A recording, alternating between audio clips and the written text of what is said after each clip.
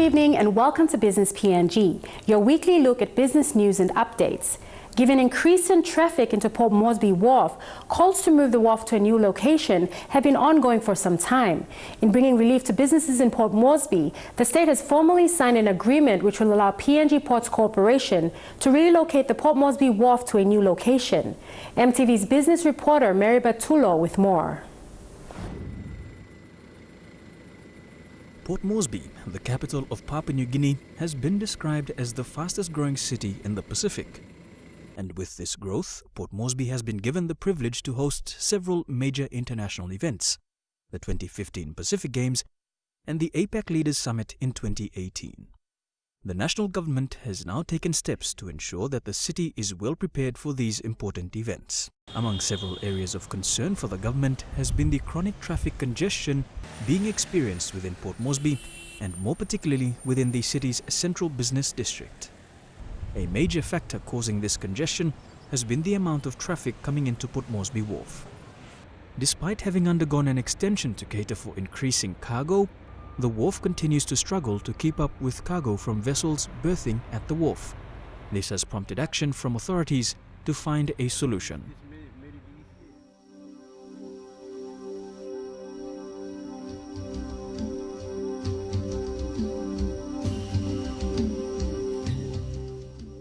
In 1998, the PNG government, through the National Executive Council decision, established the initial framework for the port relocation concept by directing the then Harbours Board to conduct necessary studies and report its findings.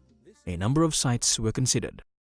Motukea emerged as the most viable and preferred option given its relative low cost and readiness due to the fact that it is already an established port. Motukea Port is privately owned and operated by Curtin Brothers PNG. The existing facility consists of 3 berths of 530 meters, 19 hectares of reclamation hardstand, 14 hectares of swing basin, and 27 hectares of adjoining seabed lease with adequate space for development and expansion, which will include an additional 2 international berths. The state, through the National Executive Council, appointed the Independent Public Business Corporation, or IPBC, to project manage this important development in conjunction with PNG Ports Corporation. The proposed relocation to Motukea was approved by the National Executive Council earlier in 2014, with a letter of intent signed in August formally signifying the state's interest in acquiring a portion of Motukea. Minister for Public Enterprise and State Investment, Ben Micah, said this is to enhance the economic growth of the country, at the same time allowing the transformation of Port Moresby's central business district. I believe from 2002 up, some more studies were made. I believe another 10 million kina was spent for another study to relocate the port of Port Moresby. When I came in, some more consultants came to see me to do another study, said me, to relocate the port of Port Moresby.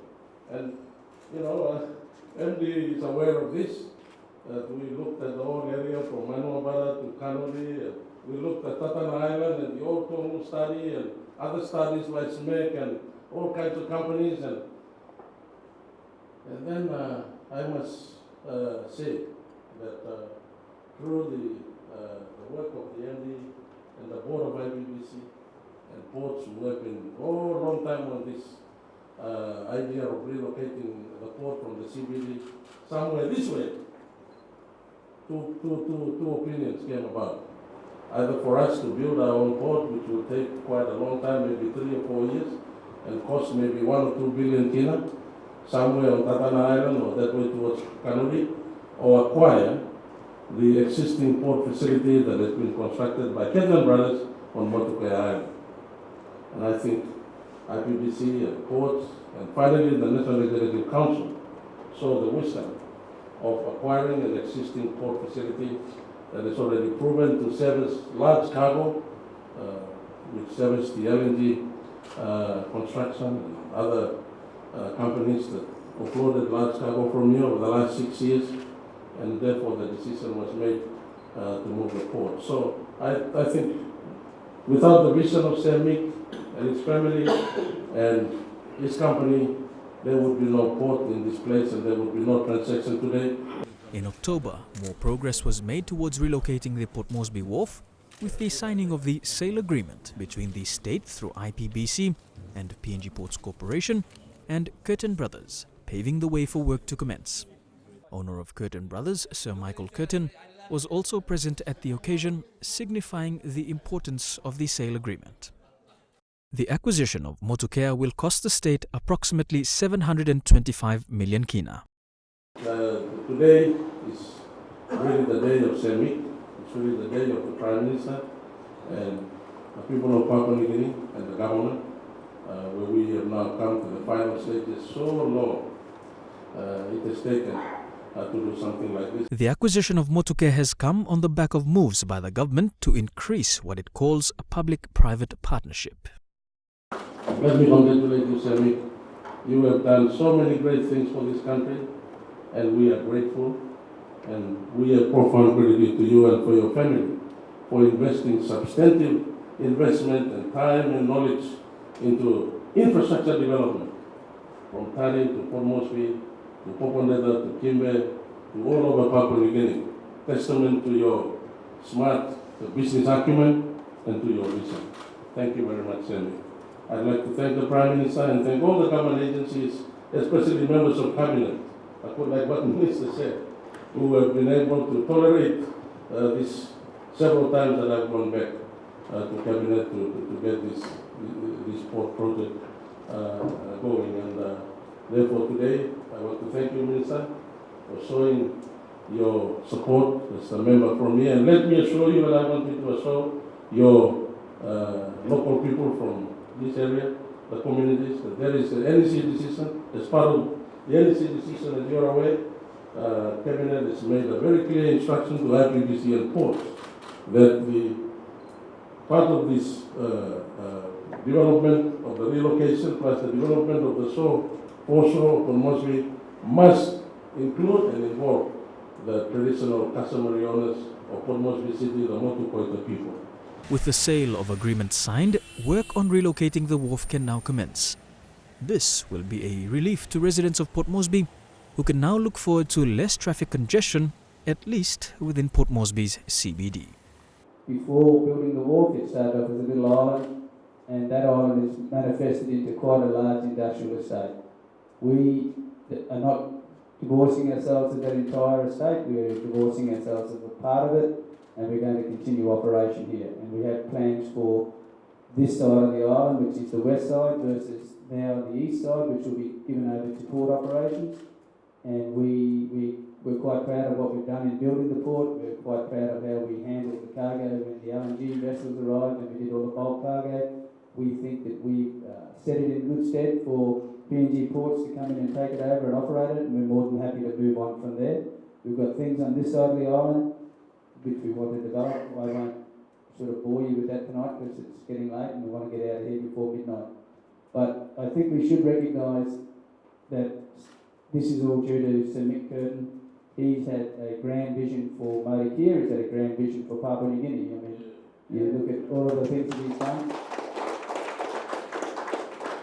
I think it's a great thing that he was able to be here tonight and to hang in there and to see the signing. After the break, we look at the country's industrial hub, Lae City, and the considerable rapid transformation it is undertaking.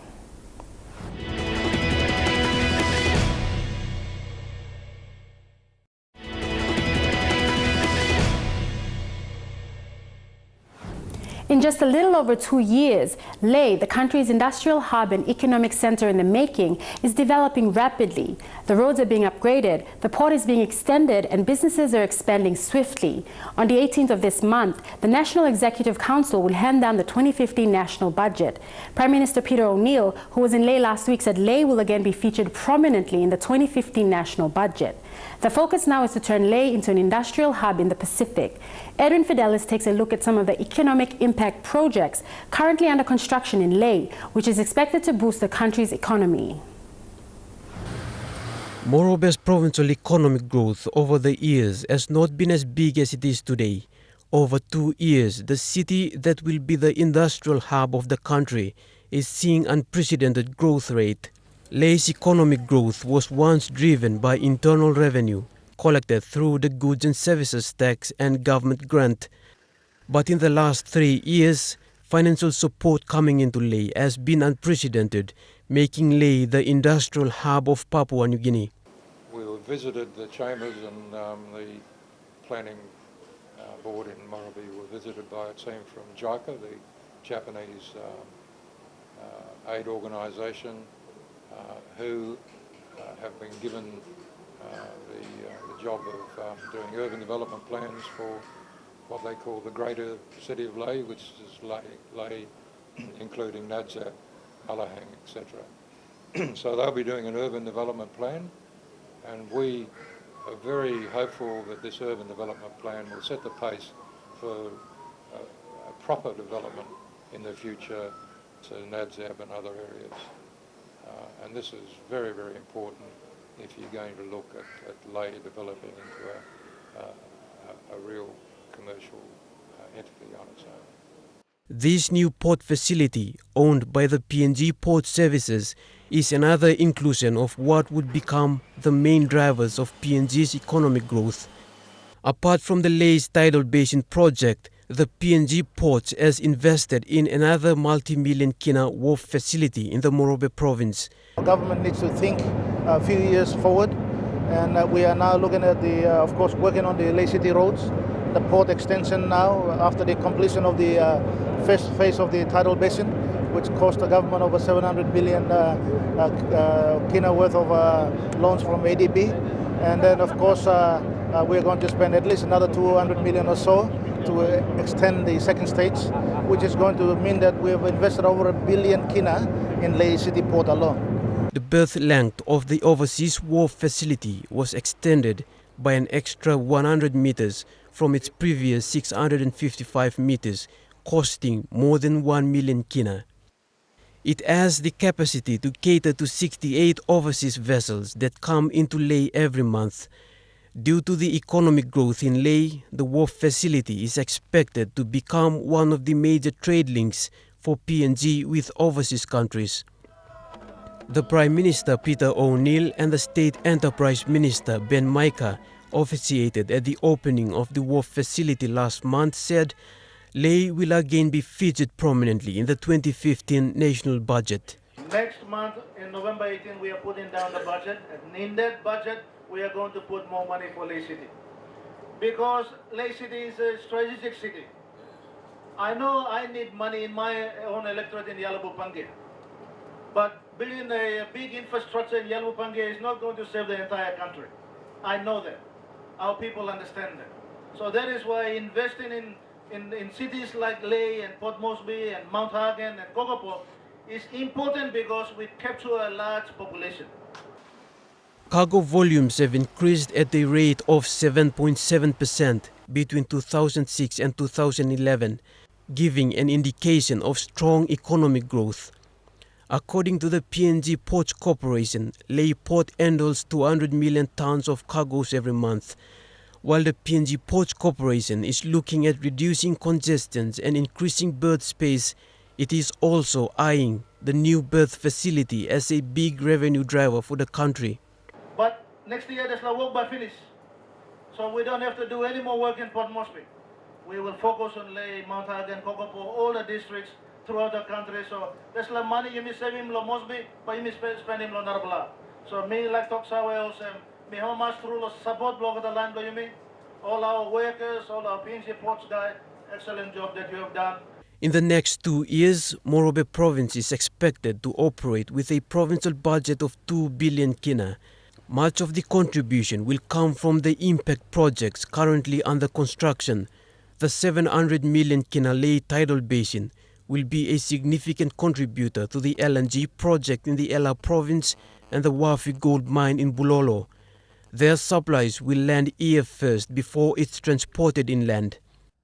The Lae roads upgrade got 200 million kina, transforming Lae from a pothole city to a cement city.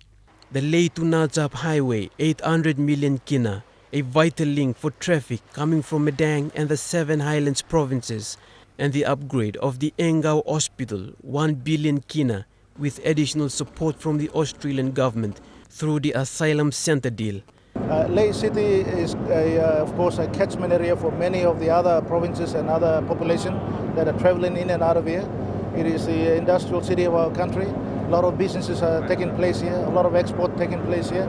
And of course, with the view of the new mine coming along, it is important that we build an infrastructure that is going to see this industrial hub. And I think over the next few years, I don't think it'll take more than 10 years before we have a population of 1 million people in Lae City. Similarly in Port Moresby. So when you have 1 million people, that means that you have to build the services and the infrastructure that is going to serve that community. The PNG Games this month is viewed as another revenue contributor that will boost Moresby's internal revenue by several millions. Once these projects are completed, Lae will make a significant contribution into PNG's economy. On his numerous visits to Lae, the Prime Minister says the government will pump more money into developing Lae City.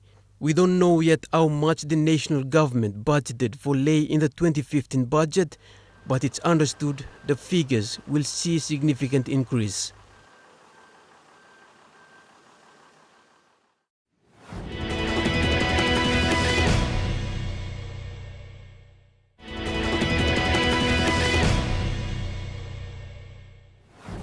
Before we leave, CPL Group of Companies, after the third quarter board meeting, released a statement last week saying the 2014 full-year profit forecast, including contribution from all subsidiaries and associates, would be approximately 50% lower than 2013.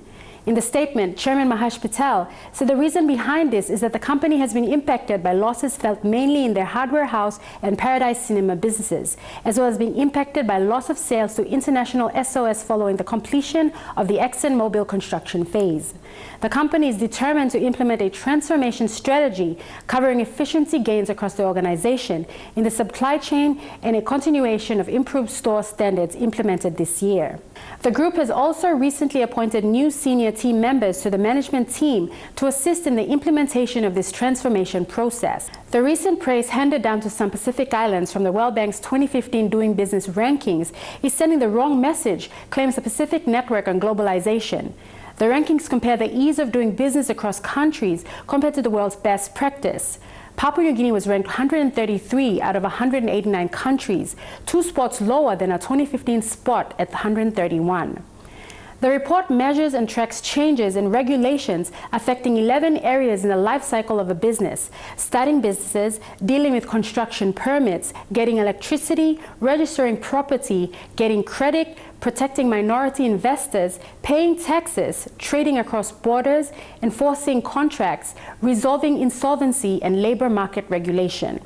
The World Bank singled out Palau, Solomon Islands, and Vanuatu as countries who have undertaken reforms to encourage business growth over the last year. Since 2002, through this annual publication, the World Bank has been benchmarking and ranking countries according to the ease of doing business. The doing business is based on the principles of privatization, deregulation, low taxation for corporations, and free market fundamentalism. The rankings are again attracting criticism from the multi-continental campaign Our Land, Our Business, who challenged the legitimacy and mandate of the World Bank to issue such rankings. The international campaign is calling on the World Bank to stop pressuring developing countries, such as Pacific Island countries, to free up land for investment and other activities that aim to ease the costs of doing business for multinational corporations. The Department of National Planning and Monitoring, together with the National Statistical Office, hosted a national consultative workshop for the PNG National Identity Card project. The workshop, which took place last week, brought together provincial administrators from all regions and their respective provincial NID registration coordinators to discuss and plan for the upcoming nationwide registration rollout from February to December 2015. This is to ensure that what we are strategizing for the rollout to the 22 provinces next year is confirmed by them. So we also want their feedback from them on the readiness of the provinces and how they see the project itself. The pilot registration project will be rolled out in the Yalibu Pangia district, as well as a test exercise in the National Capital District this month. The anticipation for the NID rollout has been high, and the workshop was an avenue for the provinces to voice out their concerns regarding a number of issues. With a theme promoting our identity through partnership with provinces, issues discussed included setting up regional census office and registry offices, as well as the land available for these. We want to ensure that the provinces must have a fixed collection office or the registry office in place, so that once we do the mobile collection, meaning that you see we have about 15% of our population in urban areas and about 85% in the rural areas. So the strategy is to ensure that we try to collect from the 85% as much as possible. That's why we are using the mobile collection unit to collect or register the masses. Business PNG had a chat with some of said administrators. From this workshop, I am expecting them to give me at least a communication plan. Communication plan so that I can go back and at least do some awareness back at my provincial level. So I will be going from district to district. I have a committee in place, my steering committee in place. That is the NID Project Steering Committee. So I would like to utilize my NID Project Steering Committee to go back and then do an awareness, because this is a new project. And one of the things that we want to achieve is actually to provide some of the things in the province, back in the province, for instance, land for this project to actually, for us to anchor it in the provinces. And so we believe that is in order and it's important for us. And that's all we have for you tonight. For more information, be sure to visit MTV online. That's mtv.com.pg/business. Or to join the conversation, follow us on Twitter at Business PNG using the hashtag Business PNG. Until next week, have a pleasant evening. I'm Leon Jarari, and this is Business PNG.